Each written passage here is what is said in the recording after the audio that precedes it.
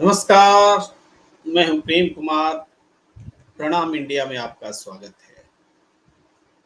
राजस्थान की सियासत एक ऐसे दौर से गुजर रही है जब टिकटों का बंटवारा चल रहा है, सूचियां सामने आ रही हैं। कांग्रेस और बीजेपी दो प्रमुख प्रतिद्वंद्वी आमने सामने हैं।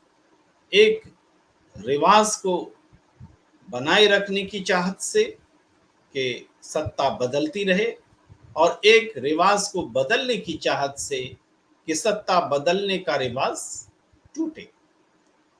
इस क्रम में क्या प्रयोग हो रहे हैं, किस गुट का कितना समर्थक उम्मीदवार सूची में स्थान बना पा रहा है, ये सारी बातें हैं। लेकिन सबसे अहम बात यह है कि अब तक राजस्थान के चुनाव में सबसे बड़ा लूजर कौन साबित होने जा रहा है, सबसे बड़ा गेनर, यह तो चुनाव के बाद पता चलेगा। लेकिन सबसे बड़ा लूजर कौन है? क्या वो उम्मीदवार जिनको टिकट नहीं मिले? क्या वो नेता जिनके समर्थकों के टिकट उनकी संख्या कम हो गई? या फिर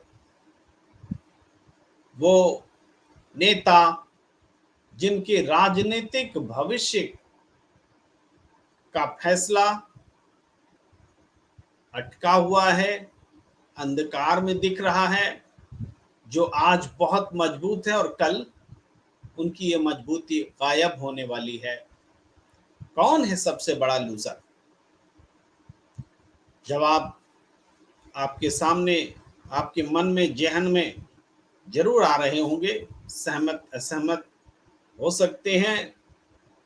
कोई वसुंधरा राजे को सबसे बड़ा लूजर मान रहा है, कोई अशोक गहलोत को,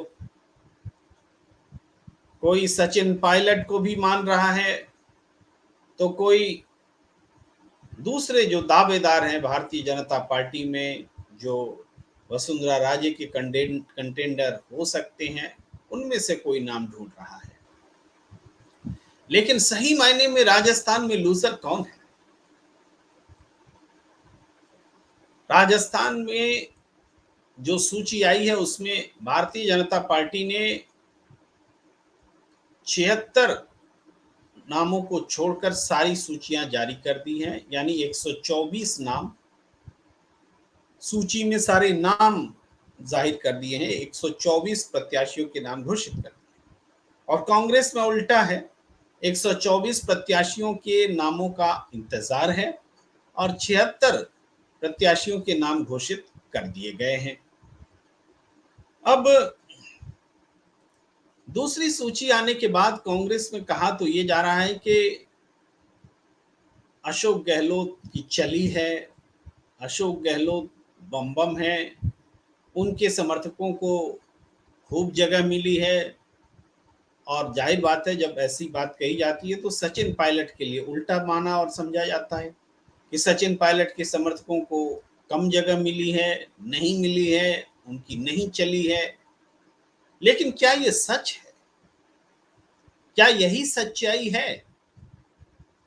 सच तो ये है कि कांग्रेस आला कमान उन लोगों को सीधा संदेश दे रहा है, बता रहा है, जो लोग कहा करते थे कौन आला कमान। दिल्ली में कांग्रेस के राष्ट्रीय नेतृत्व के लिए जो लोग बोला करते थे कौन आला कमान, आज उनको टिकट के लाले पड़ गए हैं।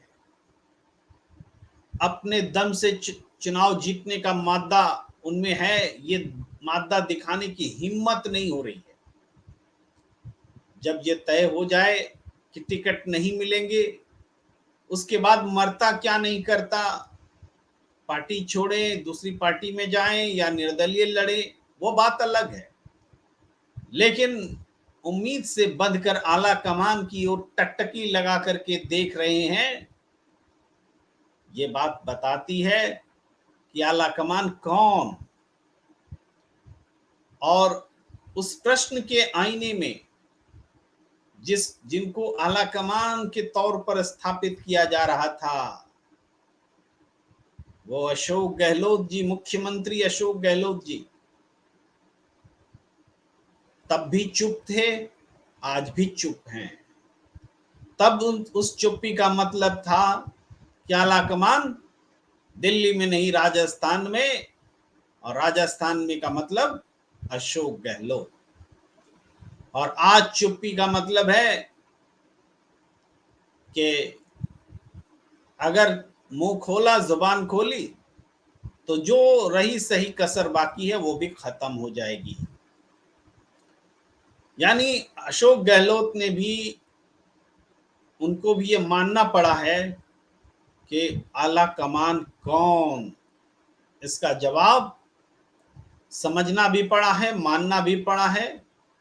और कांग्रेस नेतृत्व ने समझा भी दिया है, शनैः शनैः समझा भी रहा है कि आला कमान कौन। अब यहां से बात अगर पकड़ेंगे तो बात समझ में आएगी कि पूरे चुनाव का नतीजे जो भी आए, अभी चुनाव प्रक्रिया चल रही है, संघर्ष होगा और नतीजे आएंगे, लेकिन इस चुनाव का सबसे बड़ा लूजर तय हो चुका है, और वो लूजर हैं अशोक गहलोत। जी हाँ, अशोक गहलोत सबसे बड़े लूजर हैं।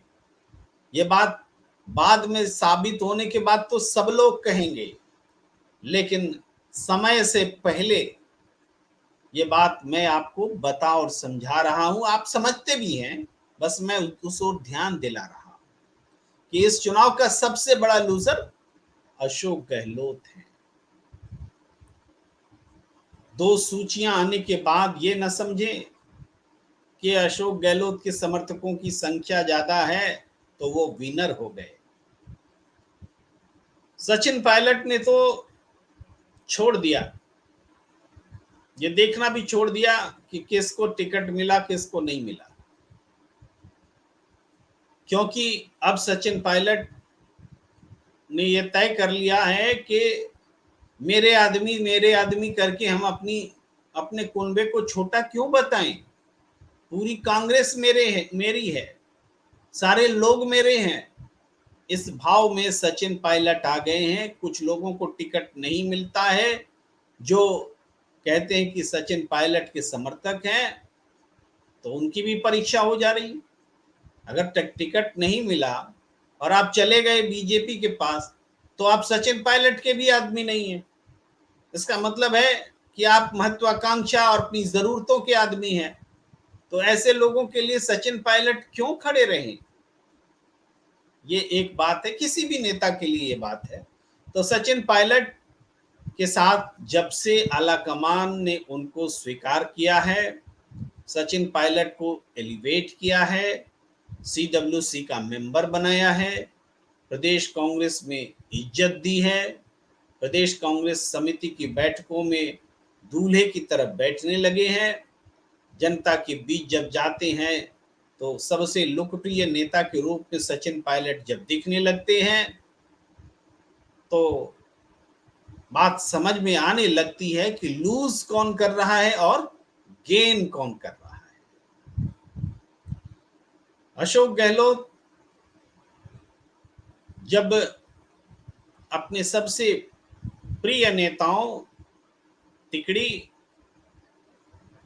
के शांति धारीवाल के, धर्मेंद्र राठौड़ के, महेश जोशी जो पूछ रहे थे 25 सितंबर वाली घटना के दौरान कौन आला कमान, उनकी टिकट बचाने के लिए अशोक गहलोत सामने आए, जुबान खोली, खड़े रहे और निष्ठा के बदले निष्ठा देने की कोशिश की, लेकिन यहां वो एक्सपोज भी हो गए। वो एक्सपोज हो गए कि कौन आला कमान के पीछे कौन था, कौन आला कमान के पीछे का षड्यंत्रकारी कौन था, वो एक्सपोज हो गए। और वक्त ने उनको एक्सपोज कर दिया। बहुत चतुराई से, बहुत समझदारी से कांग्रेस नेतृत्व ने अशोक गहलोत को ये उनकी जुबान से ये कहलवा दिया कि उस प्रश्नकर्ता के पीछे का माइंड, मास्टरमाइंड खुद अशोक गहलोत थे। कौन आलाकमान। और जब इसके सबूत मिल गए, स्वयं उन्होंने स्वीकार कर लिया, तब आगे क्या होगा ये कहना बाकी रह जाता है क्या। आगे कहा जा रहा है कि अशोक गहलोत बहुत श्रूड पॉलिटिशियन है। अगर शांति धारीवाल को टिकट नहीं मिलेगा तो वो उनको निर्दलीय लड़वा सकते हैं, निर्दलीय जितवा सकते हैं। जितवा लीजिए,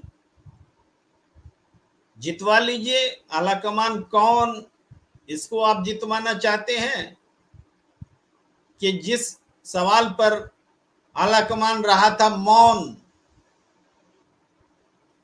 उनके साथ खड़े लोग वहां पर आप दिखते हैं। हार और जीत यही है, लूजर और गेनर यहीं पर मिलेगा। ये तो आप मान लीजिए कि एक व्यक्ति की पार्टी नहीं है कांग्रेस। एक व्यक्ति का वर्चस्व तो कुछ समय के लिए रह सकता है, वो रहा, अशोक गहलोत जी का वर्चस्व रहा और उन्होंने मनमानी भी की। जिस तरीके से बातें बढ़ी, सचिन पायलट के लिए जैसे जैसे शब्द अशोक गहलोत ने कहे, वो किसी से छिपा नहीं है। लेकिन अब जो बाकी सूचियां आने वाली हैं, प्रत्याशियों के नाम तय किए जाने वाले हैं, उन प्रत्याशियों में जो जो भी नाम तय होगा, जो भी नाम सामने आएंगे, वो नाम अशोक गहलोत की मर्जी से नहीं आने जा रहे हैं। वो नाम उन्हीं आला कमान की ओर से आने जा रहे हैं जिनके बारे में पूछा जा रहा था, आला कमान कौन। एक तर्क अशोक गहलोत ये भी दे रहे हैं कि विकल्प ही नहीं है। मतलब जहां आलाकमान प्रत्याशी बदलना चाहता है, ये बता रहा है कि वो भ्रष्ट है, शिकायतें हैं उस विधायक के बारे में, उन विधायकों के बारे में, वहां अशोक गहलोत तर्क लेके पहुंचे हैं कि हमारे पास विकल्प नहीं है। यहां एक और कबूलनामा होता है। कैसे नेता हैं आप कि आपके पास एक नेता का विकल्प नहीं है, विधायक के टिकट लेने वाले नहीं है आपके पास। आला कमान के सामने आप और एक्सपोज हो जाते हैं कि गलत का बचाव करते करते आपने पार्टी के लिए ऐसे हालात बना दिए कि आपको शांति धारीवाल का विकल्प नहीं दिखता है, आपको महेश जोशी का विकल्प नहीं दिखता है कि कौन उनकी जगह पे चुनाव लड़ सकता है, आपको राठौड़ जी का विकल्प नहीं दिखता है कि उनकी जगह पर कौन चुनाव लड़ सकता है।